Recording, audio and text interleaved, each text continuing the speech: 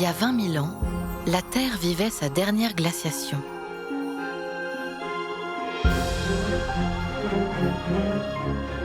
À travers l'Europe, cet immense bouleversement climatique a intensifié la sélection naturelle. Pour la flore et la faune, ce fut une hécatombe. Mais certaines espèces se sont adaptées. Au cours des générations, une petite abeille aux mœurs polaires a vu le jour. C'est de cet ancêtre que descendent toutes les abeilles du continent européen.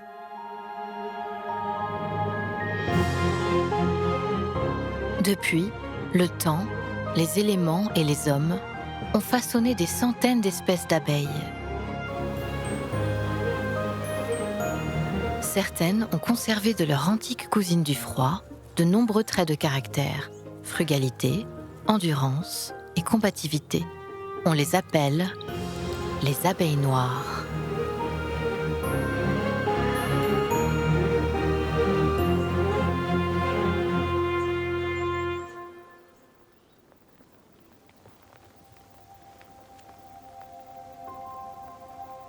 Dans les Cévennes, il existe une vallée où depuis des siècles, l'homme partage sa vie avec ses abeilles.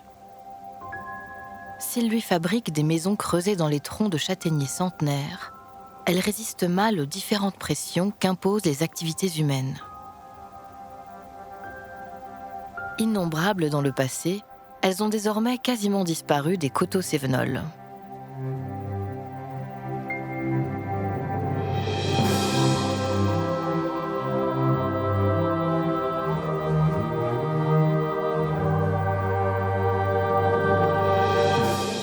Pourtant, à l'abri dans sa ruche de bois, un essaim a tenu bon. Il est l'un des derniers espoirs de repeuplement de la vallée. Le pelage des abeilles noires, hérité de leurs ancêtres, forme une couche isolante. Leurs poils, intriqués les uns aux autres, conservent l'air chaud de leur corps. Ainsi, la température de la ruche ne descend jamais en dessous de 13 degrés.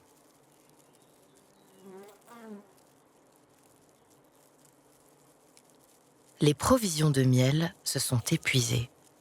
La colonie va devoir rivaliser d'ingéniosité pour reconstituer ses réserves et les défendre contre les pilleurs envieux des alentours.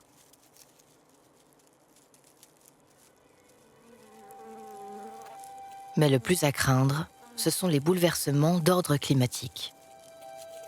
Depuis quelques décennies, la belle saison n'en est plus une. Les abeilles doivent affronter les canicules et sécheresses à répétition.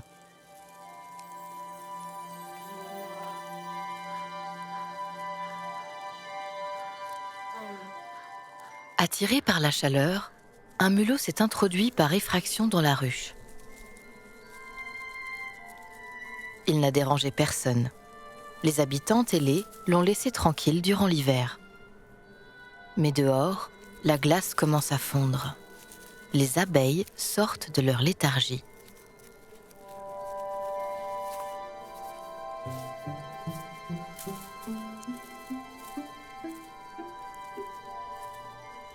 Il va devoir abandonner ce gîte 4 étoiles.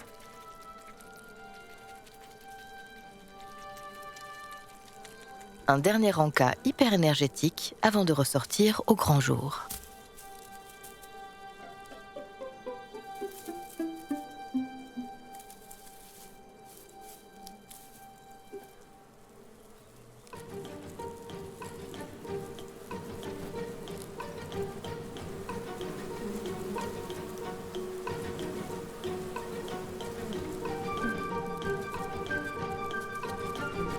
Il est temps pour les saints d'envoyer une éclaireuse pour savoir si les premières fleurs sont au rendez-vous.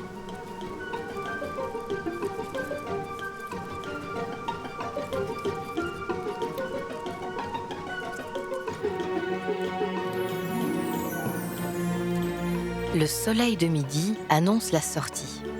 Il faut bien cela pour faire plier les forces de l'hiver et réchauffer le corps de la candidate au grand repérage.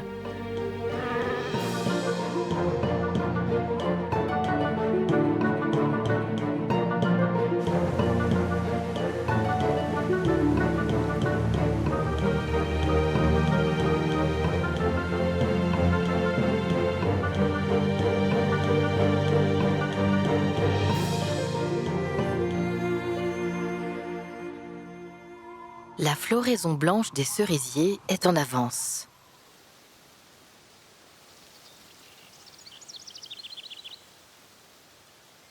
Quant aux narcisses, ils ont dévoilé à l'heure leur plus bel apparat.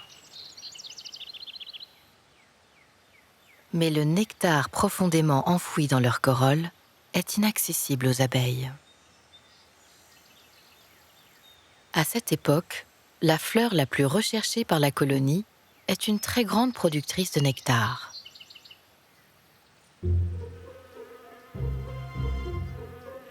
Le pissenlit, considéré comme ordinaire par l'homme, est une bénédiction pour les abeilles. Il est capable de produire 500 kg de liquide sucré et 150 kg de pollen par hectare.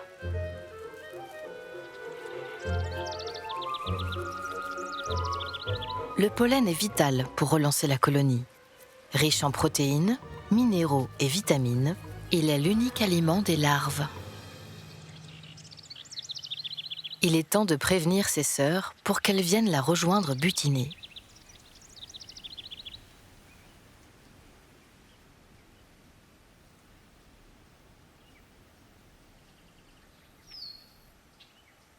La journée est parfaite. Même les animaux à sang froid, comme ce lézard des murailles, sont de sortie.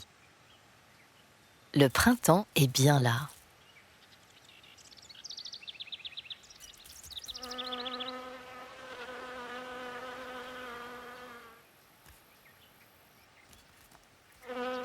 Les pattes pleines de pollen, l'éclaireuse doit aussi indiquer les coordonnées géographiques précises de la prairie.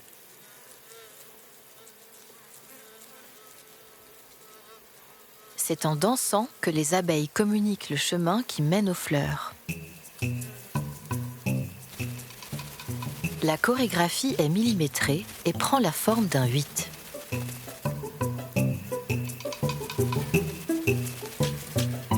L'inclinaison du 8 donne la direction en fonction de la position du soleil par rapport à la ruche. Le nombre de tours qu'effectue l'abeille, mais aussi la fréquence de balancement de son abdomen, détermine la distance qui sépare la colonie de la prairie. Avec une marge d'erreur de 3 degrés seulement, l'indication de l'emplacement est d'une extrême précision.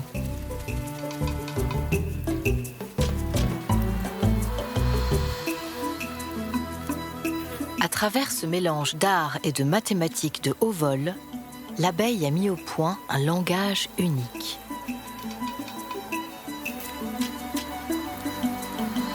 L'information lue par plusieurs de ses sœurs engendre l'organisation d'une petite escouade, celle des abeilles en âge de butiner.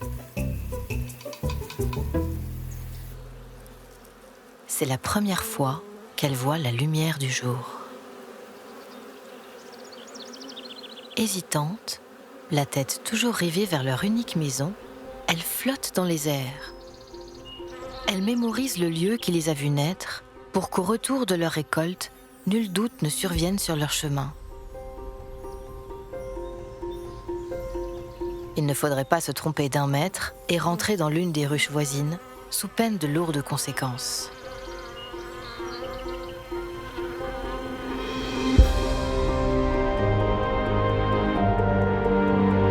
Enfin, elles peuvent voltiger vers les prairies en fleurs.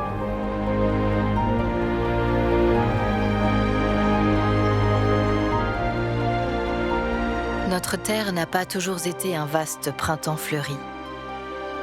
Avant même que les dinosaures ne fassent leur apparition, il y a 400 millions d'années, les plantes ne portaient pas encore de fleurs. Elles ressemblaient plus aux fougères actuelles.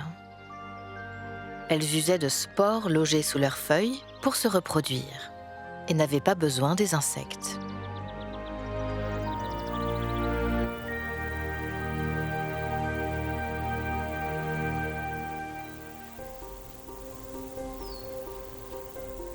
Il y a 174 millions d'années, la fleur a fait son apparition. Au fil du temps, les insectes ont tissé une relation particulière avec ces calices colorés en s'intégrant à leur mode de reproduction. Attirés par le nectar dont ils se délectent, ils se couvrent de pollen, les gamètes mâles.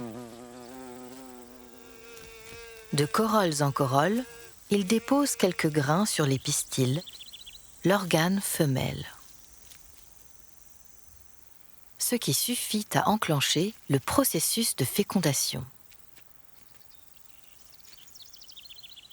Aujourd'hui, 90% des plantes se reproduisent grâce à la pollinisation, ce qui fait de l'association des insectes et des fleurs une union vitale pour la planète.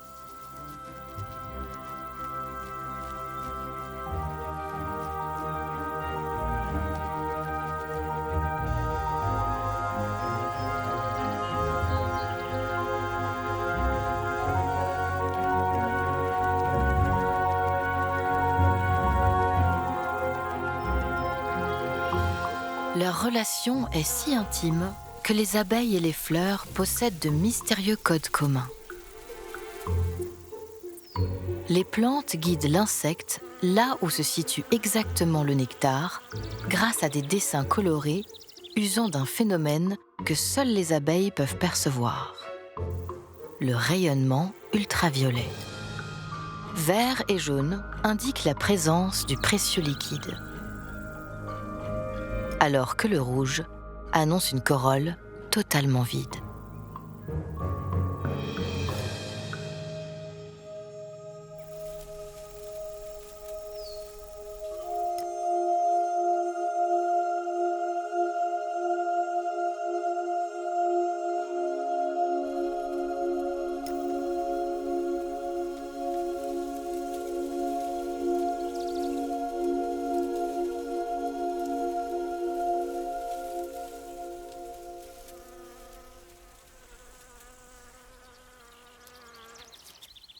La sauge, quant à elle, use d'un stratagème remarquable pour faire voyager son patrimoine génétique. Lorsqu'une butineuse vient boire le nectar au fond de la fleur, ses étamines, par un effet mécanique de bascule, viennent déposer sur le dos de l'insecte le précieux pollen.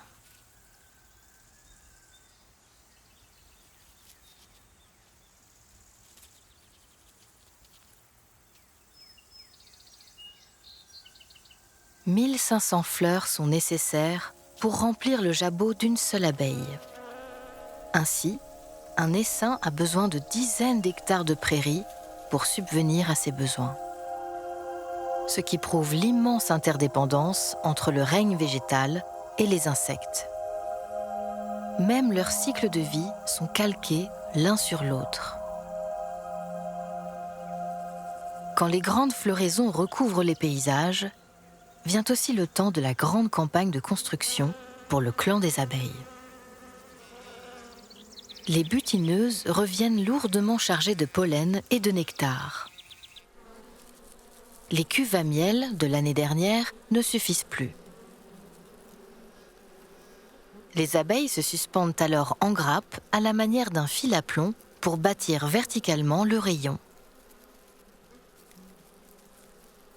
Puis accrochées les unes aux autres, elles façonnent la structure grâce aux lamelles de cire produites par leur abdomen.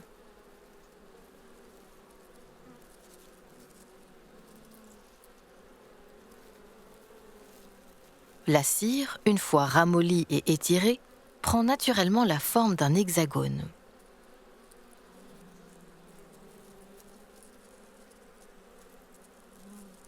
Cette géométrie alvéolaire donne toute la solidité au rayon, qui peut ainsi contenir 2 kg de miel pour seulement 20 grammes de cire.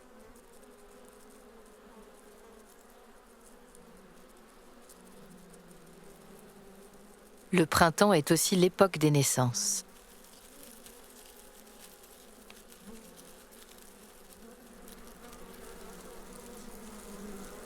C'est à l'abri de la lumière que grandit l'avenir du clan.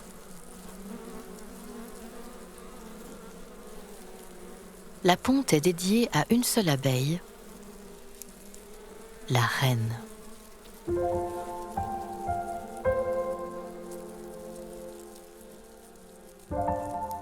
Son domaine est celui du couvain, au cœur de la ruche.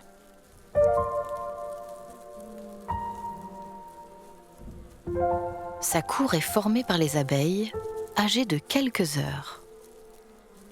Elles nettoient, nourrissent et stimulent la ponte par de petits tapotements sur l'abdomen.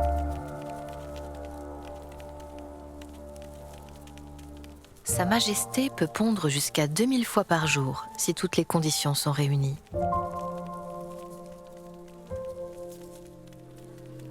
L'œuf est plongé seul au fond d'une alvéole remplie de gelée royale. Ce lait de croissance est seulement sécrété par les plus jeunes abeilles qui possèdent une glande spécifique.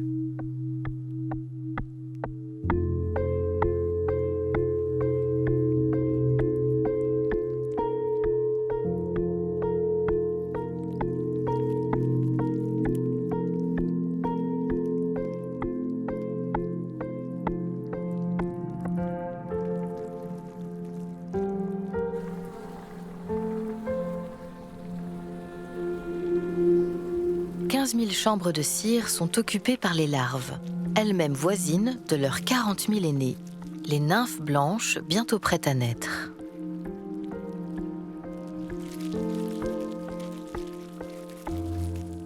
« 21 jours sont nécessaires à la naissance des ouvrières. Leur premier rôle au sein de la ruche sera de s'occuper du couvain et de la reine.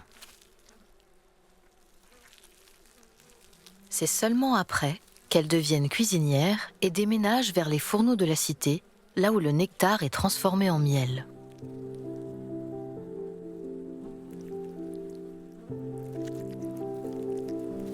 Les butineuses, de retour à la ruche, font la queue pour régurgiter le liquide sucré aux cuisinières par trophalaxie.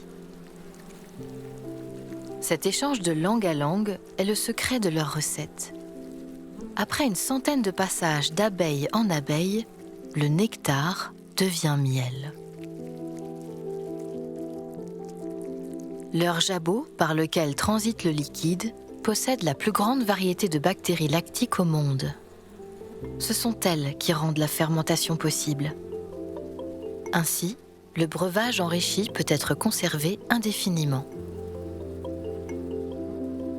Le miel de mai commence à mûrir dans les milliers de cuves encore ouvertes qu'une armada de cuisinières vient ventiler, afin d'accélérer l'évaporation de l'eau et inhiber la fermentation.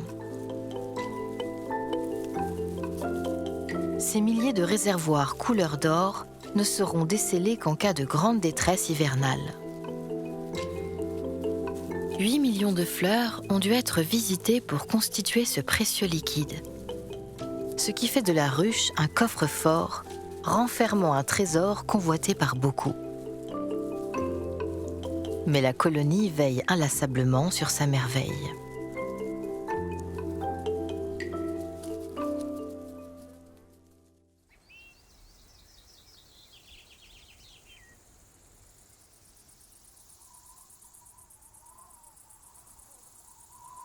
Cette année, la sécheresse a de l'avance. Le mois de mai enregistre des records de chaleur.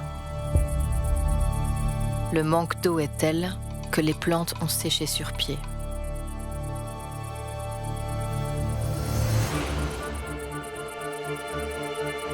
À mesure que la journée avance, les températures deviennent caniculaires et atteignent plus de 46 degrés.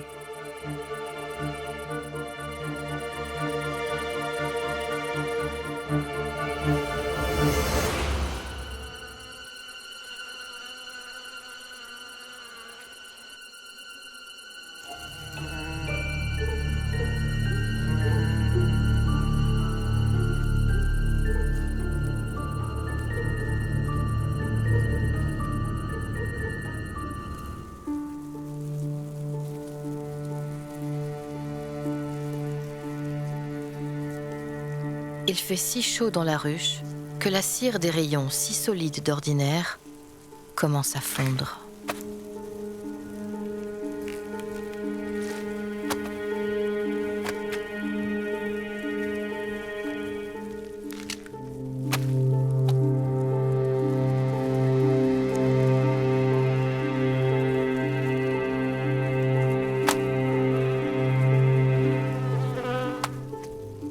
l'effondrement de la cité est un cataclysme pour la colonie. Les milliers d'abeilles n'hésitent pas. Il leur faut se gorger de leur miel partout où il s'écoule pour le piéger à nouveau dans les alvéoles encore debout.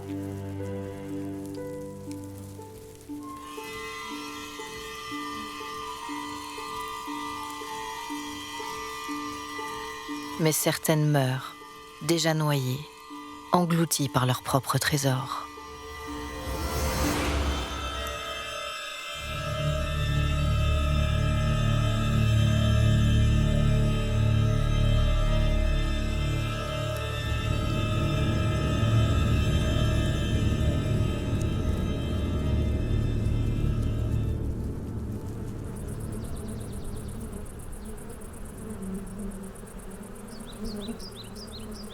À l'ouest de la ruche, le miel s'échappe à l'extérieur.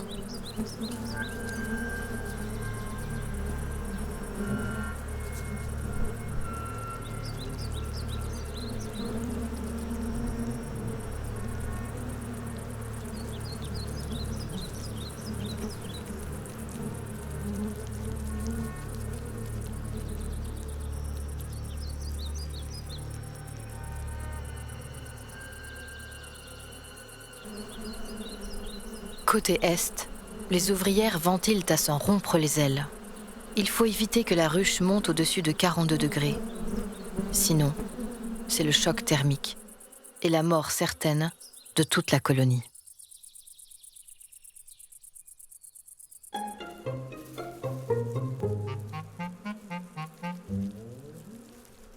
Cependant, cette panique générale est une occasion en or pour un ancien locataire.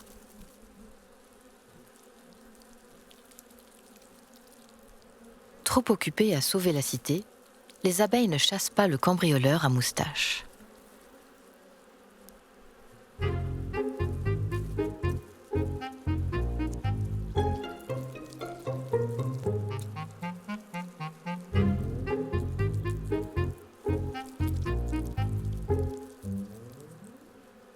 Mais il ne faut pas non plus se croire chez soi.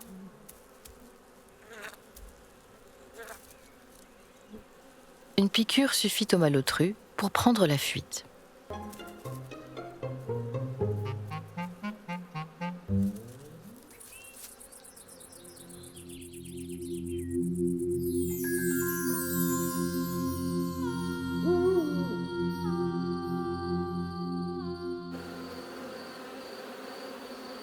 À la tombée de la nuit, la ruche tout entière suffoque encore, malgré l'acharnement des abeilles à ventiler.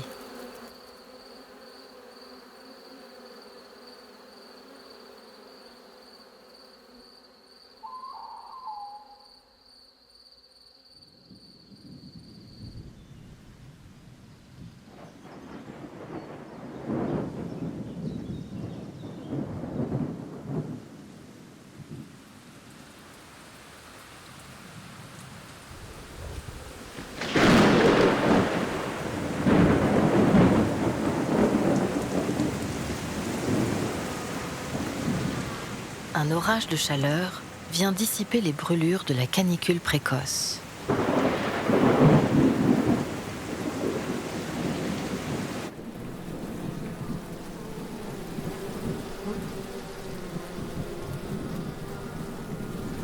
Dans la ruche, la température baisse en quelques minutes. La colonie est sauve.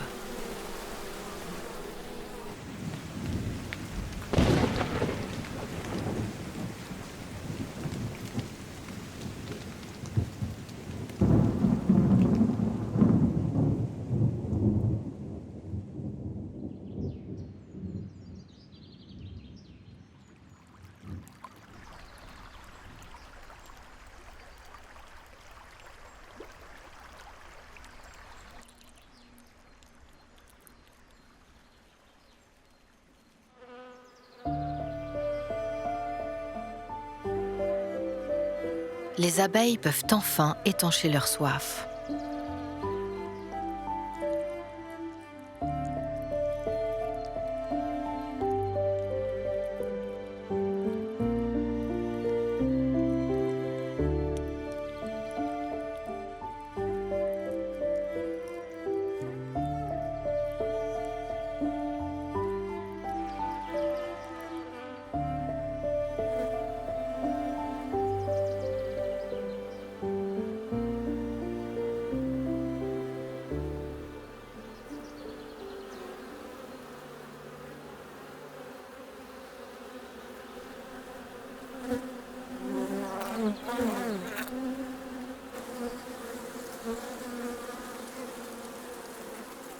Malgré ces péripéties, la cité s'est relevée.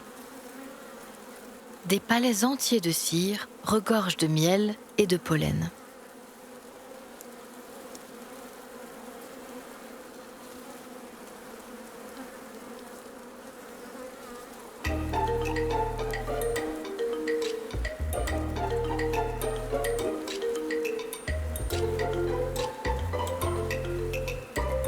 Les premiers mâles naissent en grand nombre.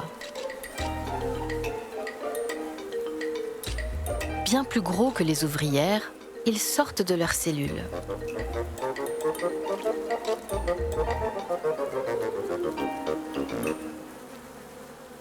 S'ils sont si larges, c'est que leur corps renferme un spermatophore, une sorte d'immense bibliothèque de spermatozoïdes qu'ils transmettront à la reine vierge lors du vol de fécondation.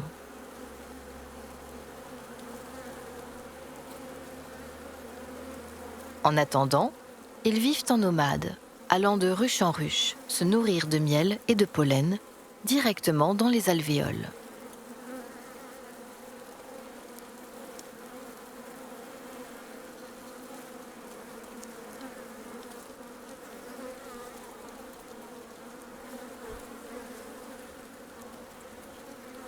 Le printemps a été prolifique en fleurs et les 2000 pontes journalières ont rendu la cité populeuse.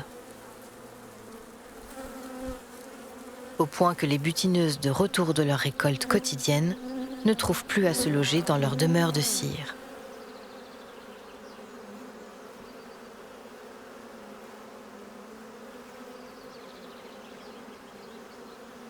Une nuit trop fraîche suffit parfois à les décimer en quelques heures.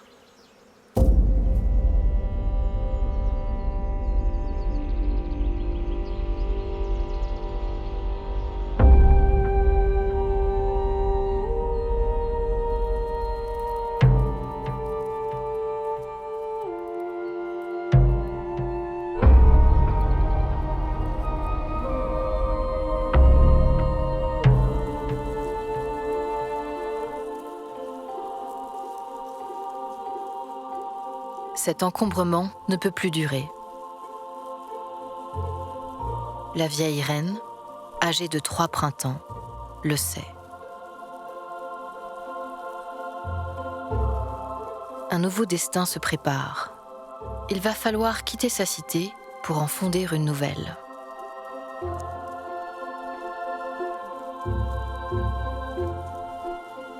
La naissance imminente des princesses, issue de ses propres flancs, annonce son grand départ. Ses filles s'affronteront au cours d'une lutte mortelle. Il ne peut en rester qu'une pour lui succéder au trône. La reine se prépare sur le seuil de son ancienne demeure. Mais une prédatrice redoutable a senti l'agitation dans la ruche. La menthe religieuse a flairé l'opportunité d'une chasse facile.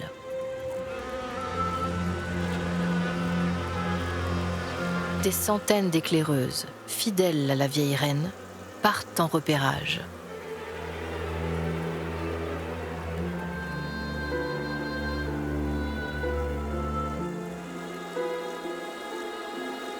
Dans ce tumulte, certaines ne prêtent pas attention à la vorace chasseuse.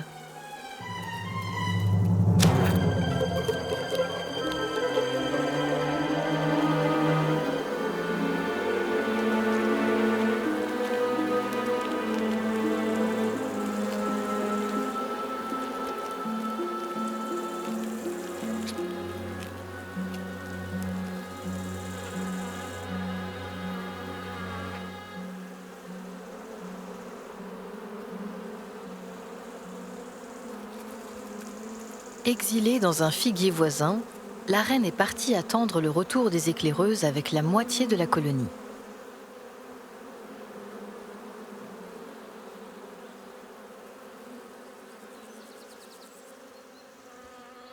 Alors que de l'autre côté de la montagne, dans le creux d'un châtaignier, les abeilles en repérage ont trouvé l'écrin de leur seconde cité.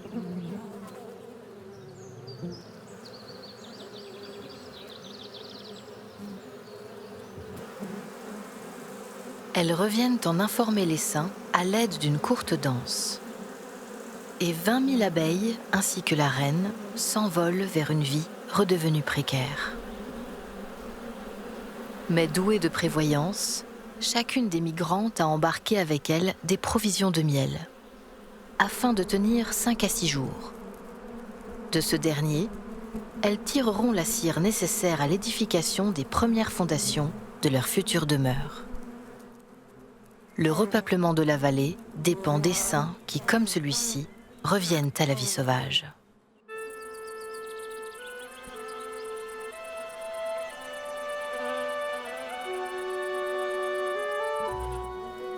Au cœur de la ruche désertée, les abeilles qui sont restées préparent l'avènement de leur nouvelle reine. Cela fait 16 jours que les princesses adolescentes sont choyées dans leur petit palais de cire.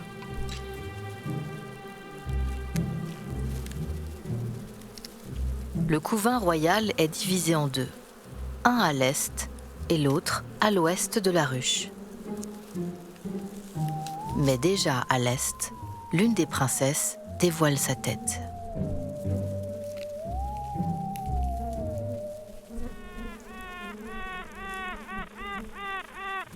En parcourant les rayons de cire, elle rassemble autour d'elle une petite cour grâce à son chant produit par d'infimes vibrations de son corps. Ce chant sert aussi à intimider ses concurrentes. Prêtes à revendiquer la couronne, certaines princesses n'attendent pas leur sortie pour chanter à leur tour. Mais déjà, les fidèles de la princesse de l'Est s'attaquent à l'audacieuse. Il ne peut pas y avoir deux reines.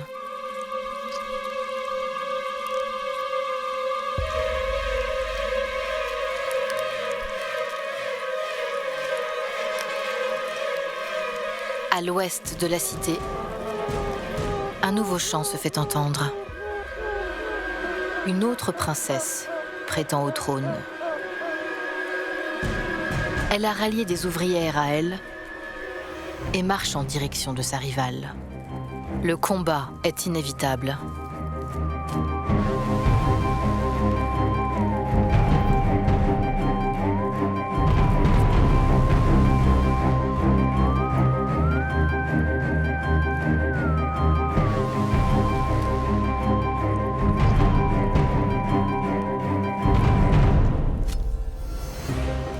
L'aiguillon de sa cadette a percé son thorax.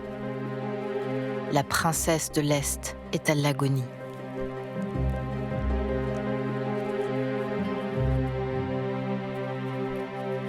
La reine de l'Ouest devient la nouvelle reine de la colonie.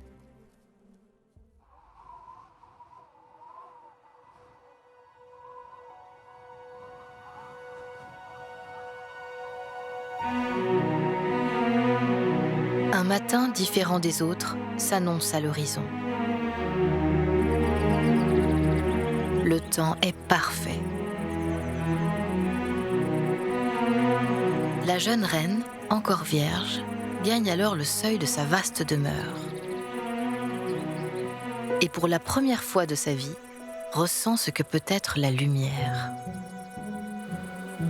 C'est le grand jour de son vol nuptial. C'est dans le ciel qu'elle choisira plusieurs mâles pour la féconder. Elle vole vers le zénith. L'altitude est une sorte de sélection. Plus haut ses ailes la porteront, meilleurs reproducteurs seront les prétendants qui la rejoindront. Les mâles, vaquant à leurs occupations, perçoivent enfin, grâce à leurs immenses yeux, l'unique raison de leur existence. Tous s'envolent vers elle.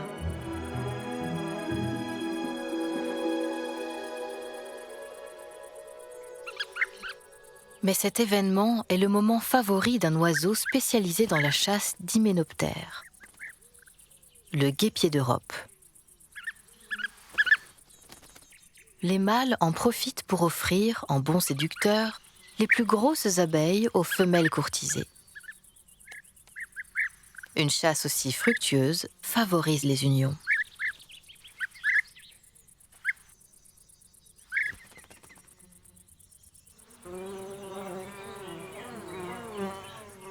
La jeune reine vierge a rejoint à plus de 1000 mètres d'altitude d'autres de ses camarades royales, toutes courtisées par une multitude de mâles.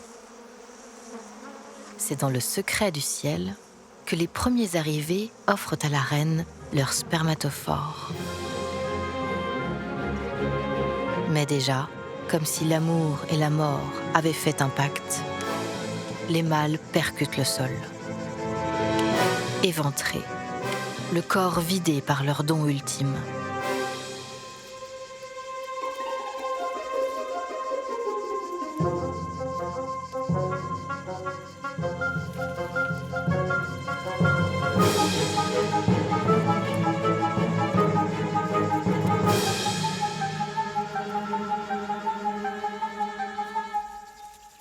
Ceux qui n'ont pas séduit de reine viennent parfois mourir épuisés de leur vol sur les fleurs alentours.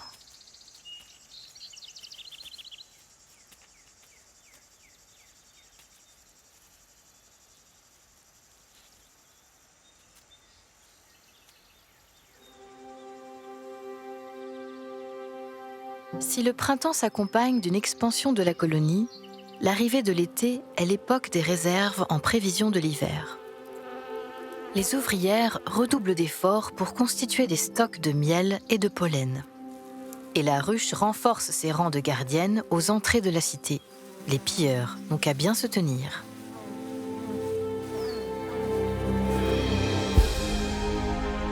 Lorsque l'été est bien entamé, les pentes escarpées des Cévennes se parent d'un fuchsia flamboyant. Les bruyères sont enfin en fleurs. Rare floraison estivale riche en nectar, elle est une aubaine pour tout butineur. Seulement cette année, un phénomène de plus en plus récurrent s'est à nouveau produit. Les fleurs sont bien présentes, mais elles sont sèches. Le nectar en est quasiment absent. Le manque d'eau n'a pas permis aux bruyères de sécréter le précieux breuvage en quantité suffisante. Les butineurs entrent alors dans une rude compétition pour le moindre microlitre.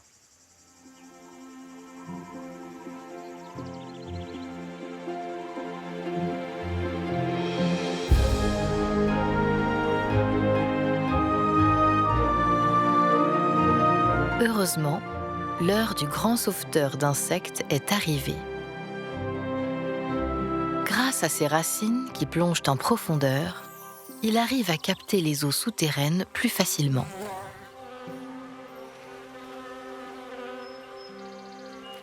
Un arbre emblématique des Cévennes, qui est aussi important pour l'homme que pour les butineurs. Le châtaignier.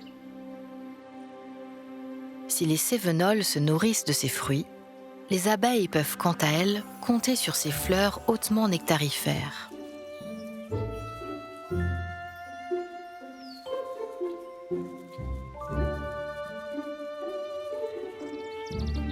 Sa floraison tardive permet aux abeilles d'assurer assez de réserves de miel pour tenir durant les hivers rigoureux de la région.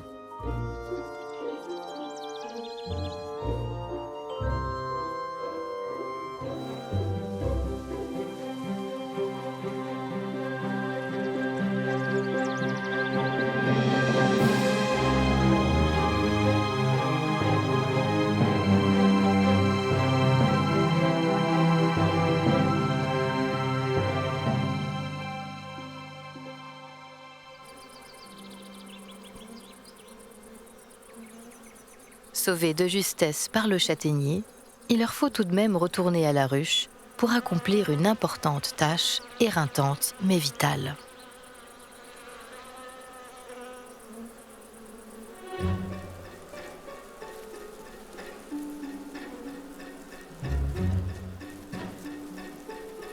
L'époque des amours est terminée. Les reines de la région n'ont plus besoin d'être fécondées.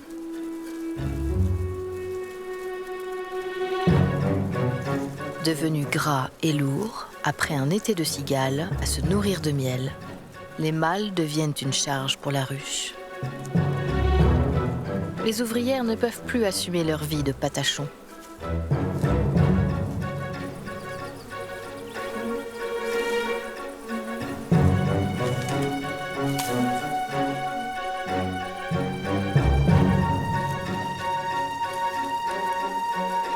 D'abeilles en abeilles, un message se répand dans toute la cité. Chacune se transforme alors en meurtrière. Certaines n'iront pas butiner. Non, ce matin, elles chassent le mal.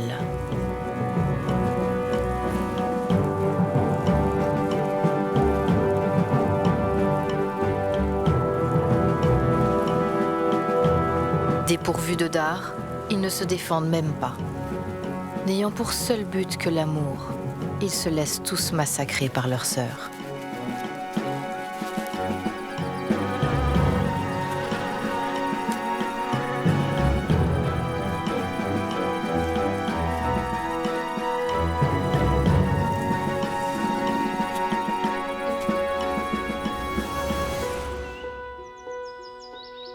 Les morts sont vite évacués. Au soir, les cadavres de mâles jonchent les remparts de la cité apaisée.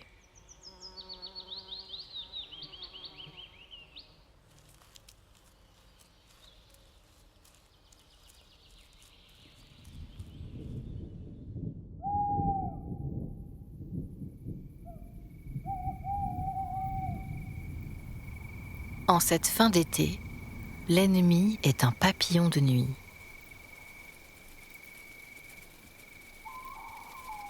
L'obscurité empêche les abeilles de voler, ce qui permet à cette as du cambriolage de s'approcher de la cité aisément.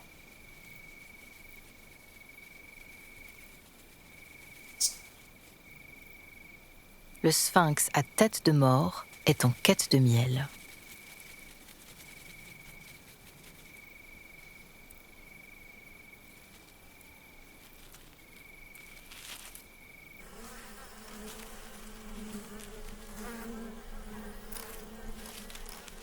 Capable d'imiter le cri de la reine, il pénètre dans la ruche en souverain, prêt à soumettre son peuple.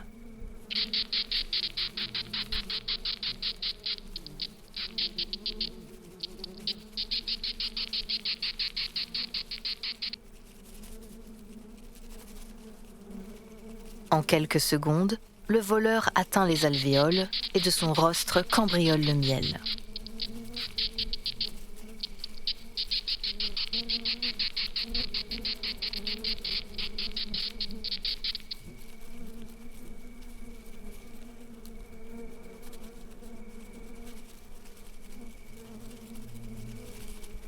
Mais dès que l'envoûtant chant royal se tait, l'imposture ne tient plus.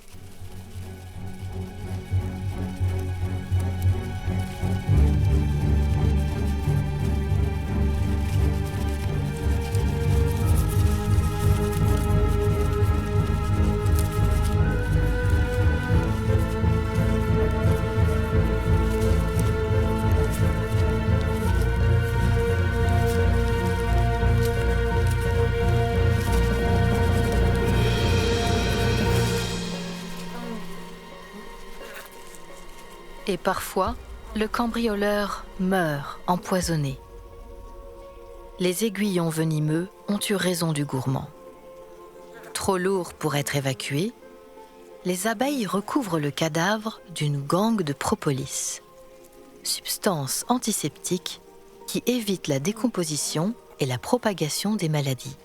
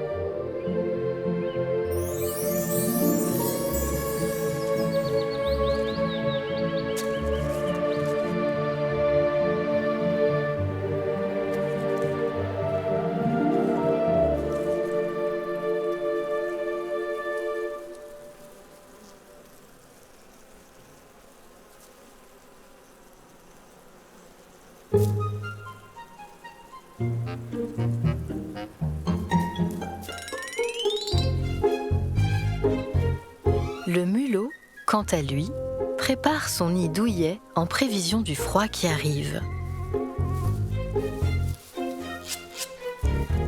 Mais l'installation définitive attendra. Un dernier pilleur se fait entendre loin.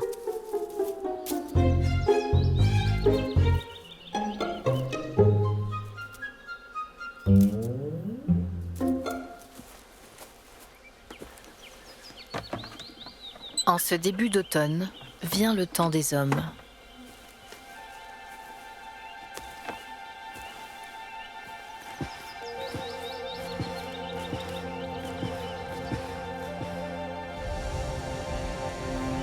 Dans ce brouillard au parfum de lavande, les abeilles deviennent sages et dociles.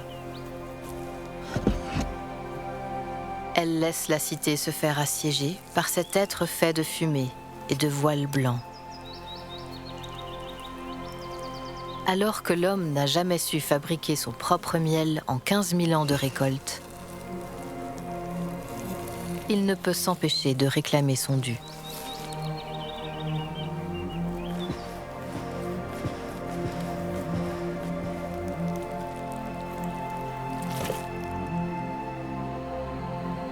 Mais l'apiculteur ne prend qu'une part raisonnable. Il laisse à la ruche si besogneuse le fruit de son travail.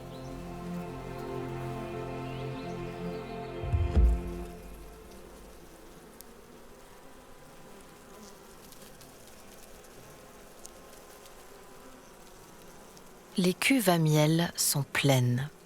L'hiver à venir peut bien être long et glacial. Le petit peuple de la ruche est à l'abri.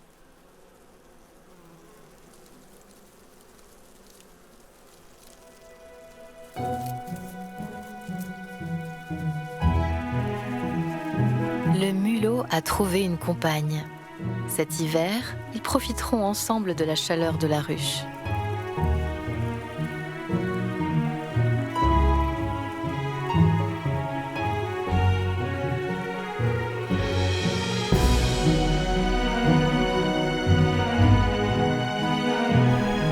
L'avenir de la vieille reine et ses filles, retournées à la vie sauvage, est plus incertain. Un hiver trop rude épuiserait leurs maigres réserves. Peut-être que les caractères ancestraux, hérités de leurs cousines du froid, réactivité, combativité et parcimonie, aideront cet essaim à traverser les saisons.